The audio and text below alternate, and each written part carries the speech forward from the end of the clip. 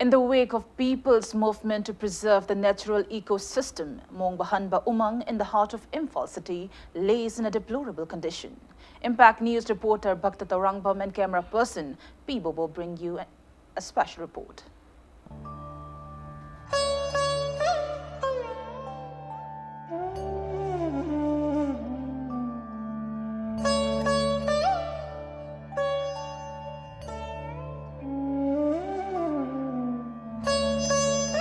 Imphal Turelgi Mai Toin Wangba Madi Masidagi Patrokpa Isingna Tatana Thumjinbana Mahabali Umang the Horiba Using Pakna Sinabi Machama Wadi Umang Asida Lengaki Maikadigi Zaiki Mamangdagi U Tanavagi Tabak Torum Pakalabasu Using Adu Kanabagi Matik Java Torum Pakatabana Umang Asida Anobu U Hobungam the lady. Jay Wedding Yisum Uzi, Electricity Ising Chow, Posida Uzi, Makazi, Tolakpa, Palakpa, and Maito Uzi, take of Kaya, Uzi, Comenadi, Tanega, Dum Preski, Minnesota, Tabadum Laiko, Lapas Aquina Highway, was Lovidava. Umatatam the way Jali, Ama Kagadon, Wakansi Kandava, Wanakaina, the Kazali, Aduding, Aptang Lagayum, Tiakini, Aduga, Udusum Tiakini, and Hobungam Dava. Masagi, original Hopana, the Dupas later. Ado ising chow khopa sida use ayamana achawme am ji tekle eba kangak pusawi am ta pusawi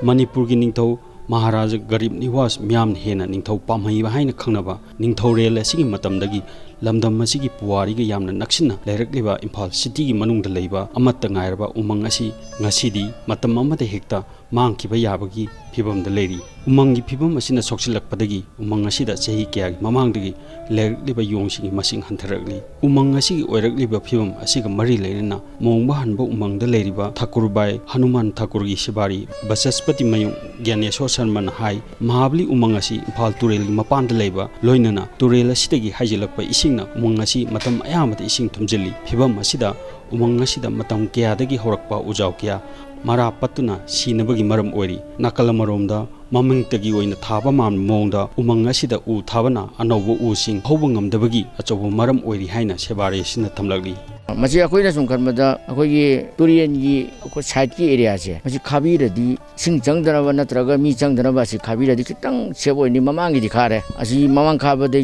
Jar Manunda, 40% Bodi Para, Parenkali, Turian area, Kitang Kazan Biradi, Wayana Umangja. Pagadumali, Marmakta, meeting the Changaga, Nisasabayawi, Tenabayam Jawi, Adona Moina Yama Matamda, Koi policing Sina Laga, security in a heck, Napi, Pandopa, the U Machamasa, Katapamasiam, Toilet, 15 August, Kumba, 26 January, Makoi Tobino High, Umang Latre, Yung Sulatre, Aluminasu, Lapamatam Dasu, Yemusun White, Yongzi, Ayamana, Chakipatum Jawi, Yung the Sudum Oxan of Jawi, Ado Karigumba Halapusum Jawi. Nakalamaromda Mahabali Umangi Maruiba Masak ama oiriba yong kayamasu umang asina mangtharakpadagi masing hantaraknabagi achobu maram ama oiri umang asida tangduna matam kyadagi lerakpa yongsing ngasidi kangaunari machinjak thinaba umang asidagi tholakpa yong kaya mafam khangdana mangli umang amadi umang asida leiriba yongsingi matangda maikai adom da leiba miyoy amana phongdorakpada matam ama Mahabali umang asida chawraba mahi marong na thalaba u kaya ama horami umang asigi manakta leiriba lambi asida chatpada yongsingna kari torkani khanbada kinarami adubu ngasidi pungon ole umang asigi u kaya sijilakle loinana yonggi masingsu mamanga yengnabada yamna hantare confused level koida ngawbo level haitare masigi umangsina kanaba pirisi hoi imphal manungdadi masigi umangsina 180% de dum kanaba piramgani na khale kanana di yengsalin birino Mahabali umangse kanana mapuno haibudu hoi simasu yam kanna hangninge adubu parjagi mapudi government nasu miyeng sanghaning haitare Mahabali sida mamangda su ngasida na sahi ahumuki mamangda sida mangam lege mangsigi nakanda thong sani na tarome ai isasu matamduda counselor oijari haitare ko moina sida thong saduni toga Yantha Toitoromba. Mamangi Matamdo, Imphal, Manungda, Mamangi Paiba, Gomenduna, Green City, and a Kana Sologan, Lawumatam never, same environment, Gana Taumatamduda, Ahogi Sahi, Ahogi Kampama Hanba, Ahogi Sahoka Bungale, Yantakena, Adumi Plantrom, Level Pabagada, Tabak Subini, Lakbicino, Kinzu, environment, Mauzo, Kangu, or Mbadagi, Sayanaba, Kanabalatana, Tong Dubudi, Sabigidre.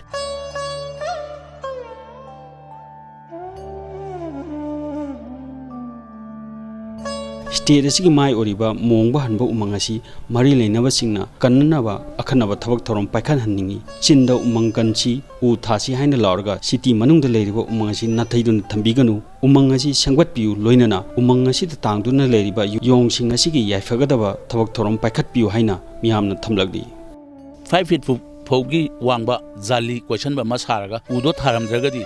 योंगसिना अनौब थाबा उ गुदिंग फुक्तु एबा नत्रगा another नुंदांग दो थारमगा जाली दुना कुपसलम ता सिदा check Naga चनबा ओरसिदि असिदि योंगदुना नुम संगागा योंगजे सेमला मी गुमनिना मंगोंदा ngamdaba leite adu masi government tawbiragadi henna mahi yangani maroina akhoi yongda kanaba yongsi manghangumsi yongsi kansi environment kansi haragadi akhoina thaba matamda fit manga tranga lapna thaksu ujau gumba khongnang gumba kai ma adugi khara lapthoga mu breed item khara misu yongsu hingnabagi mawongda adubaina tawhaninge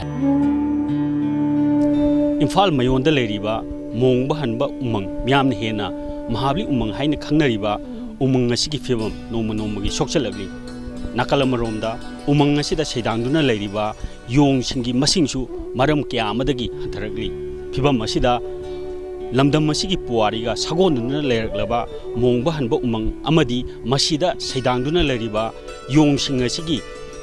kannanabagi akanba thabak thorom paikhatpagi tangai phadaba laklabra haiba wafam Manipur miyamda thamjari